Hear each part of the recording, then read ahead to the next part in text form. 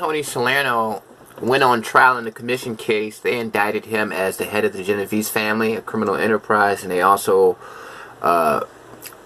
charged him for a lot of different crimes, including giving the okay to a bunch of different murders. There's not a lot of information available on Fat Tony. There's really no documentaries at all about him, and the information about him is pretty limited to the commission case. But here's some federal paperwork that kind of gives us a little bit more information about him. Alright, they allege that the Genovese organized crime family is an enterprise, and that the purposes of the enterprise include the unlawful infiltration in New York City of legitimate businesses in the concrete construction, food manufacturing, and food distribution industries, exercise of control over unions in these and other industries, operation of illegal gambling businesses, loan sharking, murder, and conspiracies to murder those who would threaten the enterprise, engendering fear of the enterprise through violence and concealment of the existence of the enterprise from law enforcement authority. The indictment charges that means and methods of the enterprise include the maintenance of a hierarchical, organized criminal group operating in New York and other states. Okay. The indictment charges that Anthony Fat Tony Salerno is the present boss of the Genovese family and has served in the past as its acting boss and consigliere.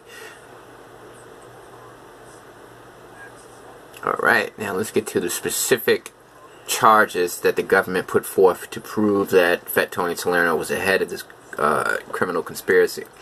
Alright, first of all, they alleged that Tony Salerno conspired to commit murder. Jimmy the Weasel Frattiano, everybody knows who he is. Let me pull up a picture of him real quick. He's very famous. He appeared in a lot of mob documentaries, and he actually testified against Tony Salerno.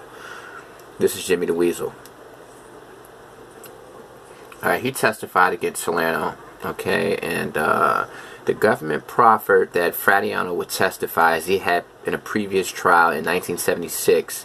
In the year 1976, he attended a meeting in a back room of a store in which a number of Genovese family members were there, including Salerno.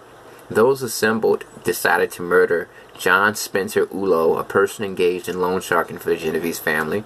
There was a vote taking, and Frattiano testified that Vincent the Chin Gigante said, "I vote to hit." Frank Funzy Thierry said, "I vote to hit." And Anthony Fat Tony Salerno said, "I vote to hit." And it went around the table in a unanimous fashion. The contract was not carried out when Ullo got wind of the plan in California and was himself able to kill the hitman.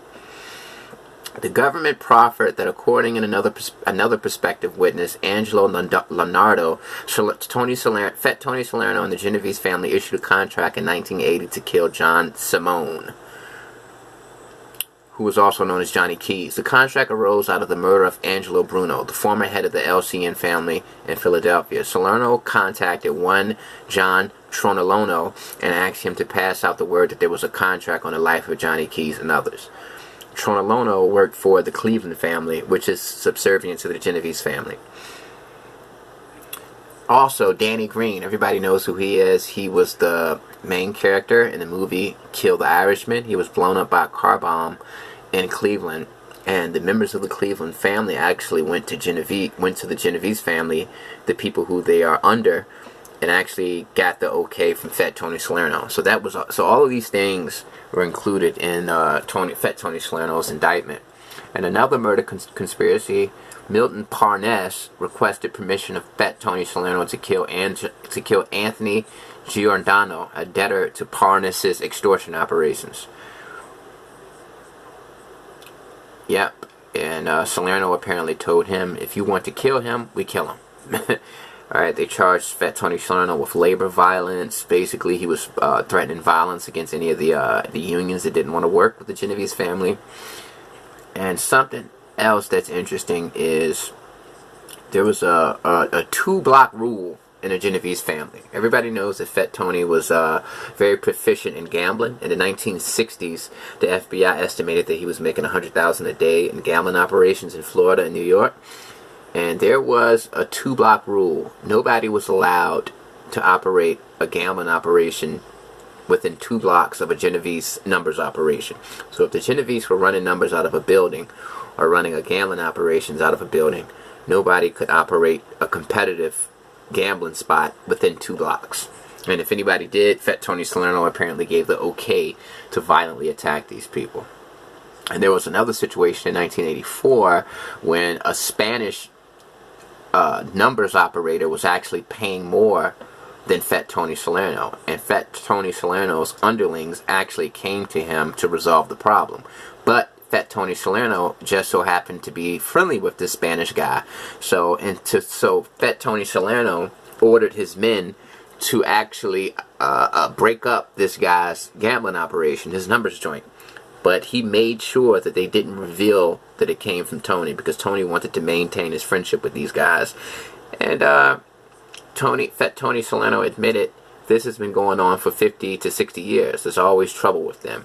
They lose $2 and then they start scheming. So basically he's saying that the Spanish numbers operators in East Harlem, they scheme against the Italians by paying more money for the numbers operation.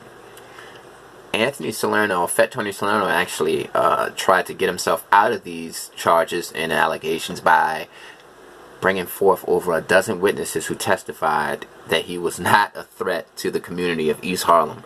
And he actually tried to go against Jimmy the Weasel Frattiano by saying that he has a criminal past. He's an admitted former boss of the La Cosa Nostra faction in LA. And he had a favorable deal with the government where the more information he gave, the better sentence he would receive. So, yeah, this is interesting because I did not know that Jimmy the Weasel Frattiano testified against Fat Tony.